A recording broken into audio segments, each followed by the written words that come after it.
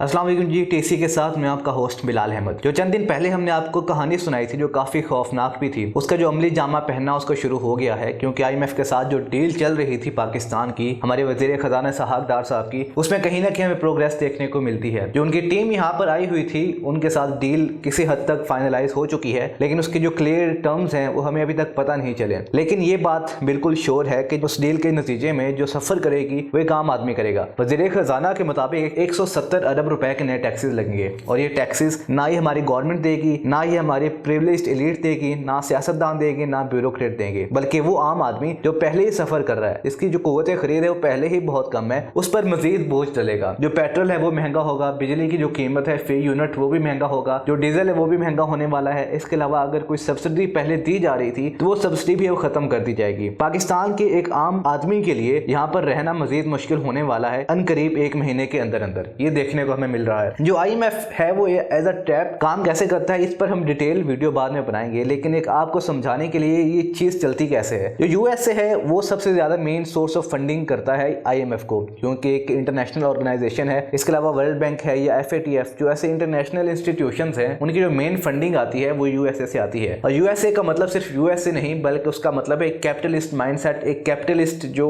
Idea है वो fund करता है इन ऑर्गेनाइजेशंस को। अब USA करता क्या है कि जो कोई भी डेवलपिंग कंट्री है, आप पाकिस्तान की मिसाल ले लें, पहले उनके अंदरूनी मामलात हैं जो उनके अंदर इंटरफेयर करता है, उनको डिस्टेबलाइज करता है। वहां पर अपनी मर्जी के आर्मी चीफ लगाए जाते हैं, उनकी मर्जी के यहाँ पर वजीर आजम लगाए जाते हैं। स्टेट बैंक का अगर कोई चीफ लगेगा उनकी मर्जी का लगेगा। जो मतलब यहाँ पर जो पूरा निजाम है उसकी जो डिक्टेशन आती है वो हमें USA से आती है। और उसके नतीजे में होता क्या है कि जो एक आम आदमी का जो इंटरेस्ट है उसको बिल्कुल बालाए ताक रखा जाता है। USA उसकी जो ख्वाहिशात होती हैं उसके मुताबिक यहाँ पर पॉलिसीज बनती हैं, आपकी फॉरेन पॉलिसी भी उन्हीं की डिक्टेशन के मुताबिक बनती है। तो इस वजह से यहाँ पे एक डिसबैलेंस बनता है। यहाँ पे कैपिटलिस्ट गवर्नमेंट जो है वो आवाम का सोचती नहीं है, बल्कि जो अपने खजाने उनको भरने में मसरूफ रहती है। जब कैपिटलिस्ट एक गवर्नमेंट हो और उनके अपने जो कंफ्लिक्ट ऑफ इंटरेस्ट आते हैं, इस पर भी एक बाद में डिटेल वीडियो बनाएंगे कि कंफ्लिक्ट ऑफ इंटरेस्ट से मतलब क्या है। तो वो जो गैप आता है खर्चों में और आपकी जो आमदनी है उसकी वजह से हमें फिर से जाना पड़ता है USA की फंडेड जो ऑर्गेनाइजेशन है,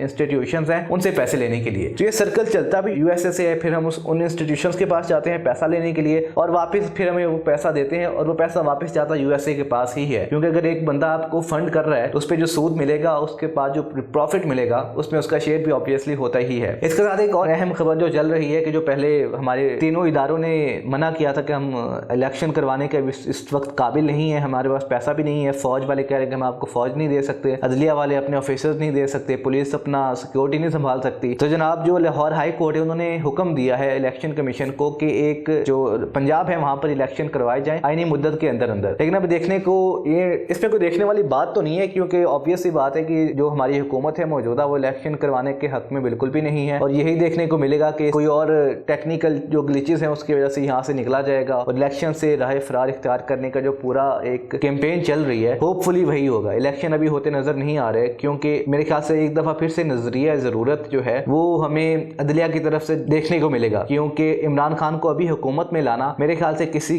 के भी फेवर में नहीं है। जो ऊपर बैठे हैं हमारे माई बाप बैठे हैं जो पाकिस्तान को चला रहे हैं, उनका जो अभी आइडिया है वो मेरे ख्याल में वो नहीं चाहते कि इमरान खान साहब अभी गवर्नमेंट में आए, अभी नए इलेक्शंस हों। लेकिन जो इस इकोनॉमिक इंस्टेबिलिटी का हल है वो इलेक्शंस ही हैं। जब यहाँ पे पॉलिटिकल स्टेबिलिटी होगी उसी के बाद यहाँ पर इन्वेस्टमेंट भी होगी, उसी के बाद ही ये सारे मसाइल हल होंगे। इसलिए बेहतर है कि इलेक्शन करवाए जाए, लेकिन होते दिख नहीं रहे। Thank you, Allah Hafiz.